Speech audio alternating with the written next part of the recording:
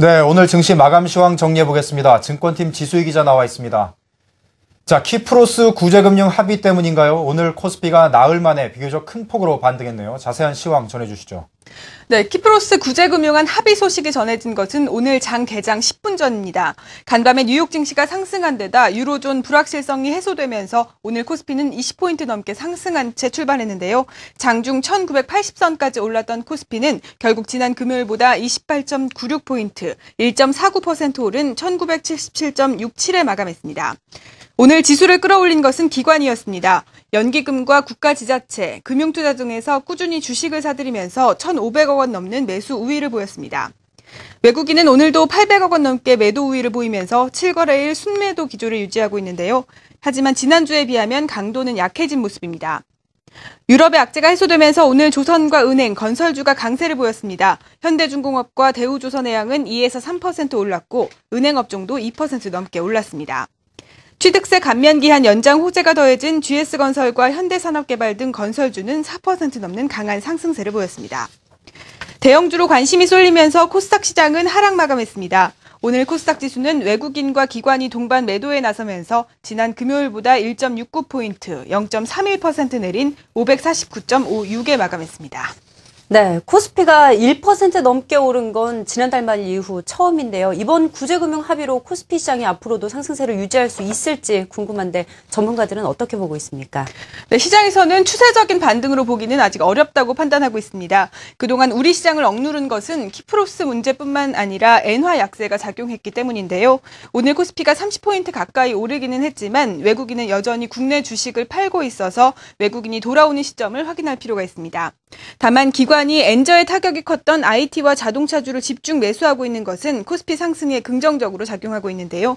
여기에 최근 선진국의 경제 지표가 좋게 나오면서 수출주 상승세에 힘이 실리고 있는 만큼 증시 전문가들은 기관들이 매수하는 종목에 관심을 가질 필요가 있다고 조언했습니다. 앞서 전해드린 대로 글로벌 주식시장을 흔들었던 키프로스의 구제금융 협상이 극적으로 타결됐습니다. 유로존 불확실성이 일단락되면서 글로벌 증시 랠리 재개 여부에 관심이 집중되고 있습니다. 오상혁 기자가 보도합니다. 국가부도 위기에 내몰렸던 키프로스가 벼랑 끝에서 가까스로 구조됐습니다.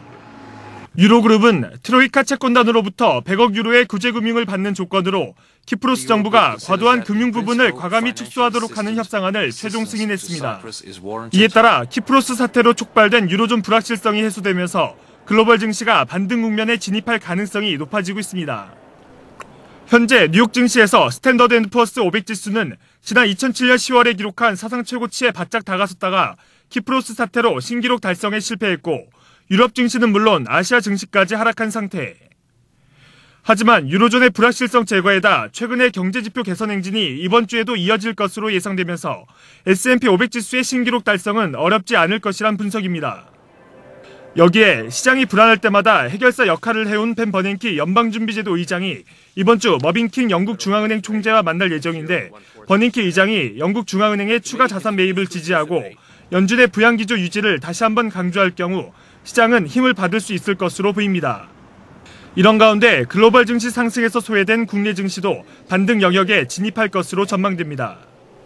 특히 이번 주 중반 발표될 새 정부의 경제정책 방향이 국내 증시에 긍정적인 소식이 될 것으로 보입니다.